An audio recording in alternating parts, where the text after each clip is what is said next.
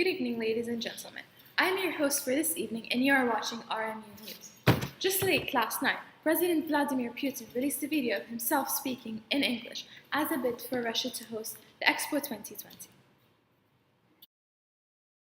Ladies and gentlemen, I am delighted to greet members and guests of the General Assembly of the International Exhibitions Bureau. Russia has a long and rich experience of participation in the World Expo movement. We took part in the very first Universal Exhibition in London in 1851, at the Paris Exhibition in 1900. Our pavilion won the Colded Gold Medal and Grand Prix. But in all this time, Russia has not hosted the World Expo, not once. Surely, time has come to change this. So, we proudly submit our bid to host World Expo 2020 in Yekaterinburg, a dynamic and promising city. Our bid's organizing committee has the full backing of the Russian government. We guarantee it will be a priority national project. We are going to build a massive state-of-the-art complex with the capacity to host 30 million visitors over the course of the event. We plan to allocate all the necessary funding for its construction. I am confident we shall welcome guests from 150 nations of the world with pride and dignity. Now, once again, I would like to make this very clear. Russia guarantees to fulfill the complete range of requirements set by the International Exhibitions Bureau. In particular, we are preparing a special program of support for developing countries. This will enable around 90 countries to freely participate in the Expo, completely free of charge. I can assure you that our grand-scale plans for 2020 will be delivered if Yekaterinburg is given the honor to host World Expo 2020. Thank you for your attention, and I hope for your support.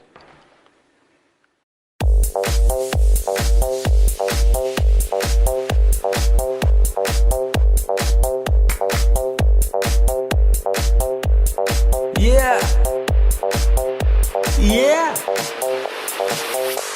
When I walk on by, crowd is looking like when you die. I pay all the debt, sleeping in a crib in my golden bed. Yeah, this is how I control, budget is printed on my wall. I'm real cool, it's big IQ, I'm like dictator, but it isn't true. Yeah. France, look at that Putin. Poland, look at that Putin. US, look at that Putin. I'll never break out. UK, look at that Putin. Brazil, look at that Putin.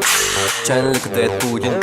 I'll never break out. When I walk in the Kremlin, yeah, this is what I see. Okay, everything is good and people staring at me. I got some thoughts in my mind and I'm not afraid to show. And now for the weather. Hi, this is RMU weather forecast for Moscow, Russia. Today, partly cloudy to cloudy in the morning, becoming partly to most cloudy in the afternoon. Patchy light fall in the morning, highs up to 71, UV index up to 6. Wind was around 2 miles per hour in the morning, becomes 7 miles per hour in the afternoon. Tonight, most cloudy to cloudy in the evening, becoming partly cloudy after midnight. A slight chance of rain, low 51. Wind was around 4 miles per hour, chance of precipitation less than 20%. Precipitation mostly less than a tenth of an inch. Have you received Russia's bid for the Expo 2020 video yet? Yes, we have received the video just last night. From your years of experience, how do you think Russia will advance? Do they have a high chance or a low chance of winning the bid? From my experience, the chance for Russia as a nation is to win the bid for Expo is relatively high. Yet, when left under the command of President Putin, the chances are now decreased. Are you stating that Russia will suffer due to President Putin's leadership? As from what I have seen, I should have said that over time, Russia's reputation across the world has been decreasing and is on the verge of being labeled.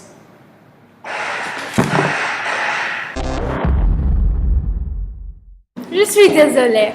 What my partner meant is that with the leadership of the great Putin, the Russian risks of not winning are very low, and they will definitely have a place in one of the top. And now over to you for the latest gossip. Moving on to shocking news, the Russian ballerina Maya, who was considered one of the greatest ballerinas of the 20th century, died on Saturday at the age of 89. Her death was widely reported in Russian media, which said she died of a heart attack in Munich, Germany, where she lived with her husband, the Russian composer Rodion. Now, beyond of her technical and artistic skills, she was the international face of Russia's theater for more than 5 decades, and one of the biggest stars in the Soviet ballet to emerge from behind the Iron Curtain. She joined the ballet company in 1943 at the age of only 18, retired as a soloist in 1990 at the age of 65. Thank you, and moving on to you now.